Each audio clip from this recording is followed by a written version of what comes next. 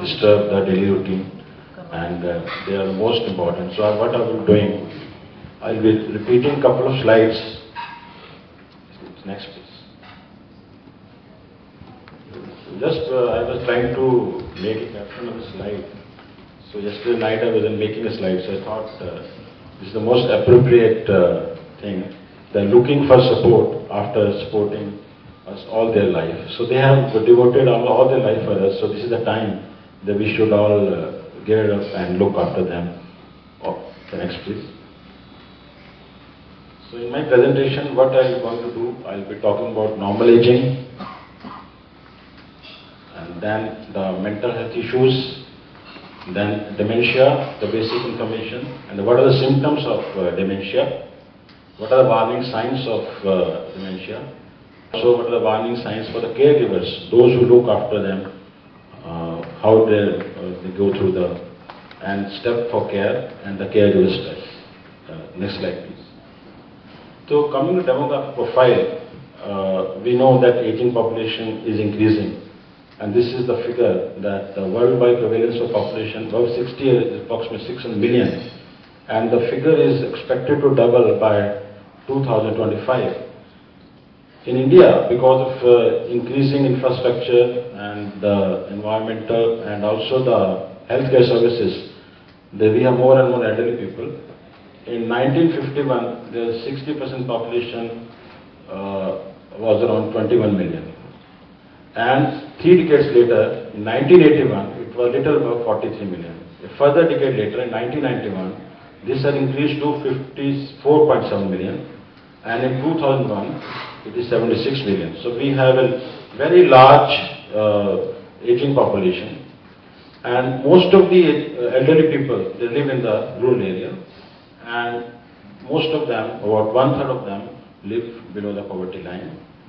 And about half of them are females. And about 21% of them are widows.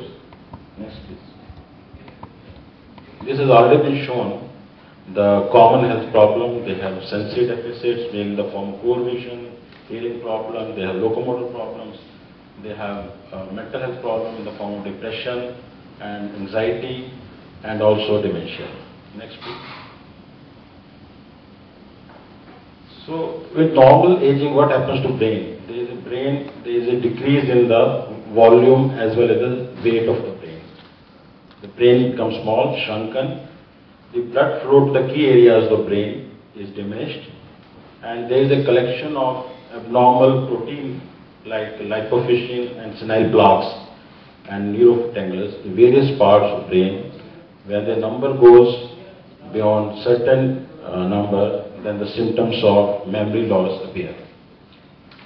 In addition to that, the elderly have various medical comorbidities, and also they lose their occupational and social role, and they have a lot of financial and physical dependence. Next, please. Now, what are the difficulties in elderly? So, with age, now they were in the productive years of life, suddenly they retire, and they go into isolation, so they have many mental health problems. Change of work pattern, they were officer or they were looking after the business. Suddenly they become old, they are not able to look after them. And the adult status of children, the children grow up and they do not look after their elderly. And also the hormonal change, when in menopause in females, has a lot of psychiatric changes in them. Then changes in the capabilities, the invalid status of the elderly, the aging, and also their physical characteristics also change. Next, please.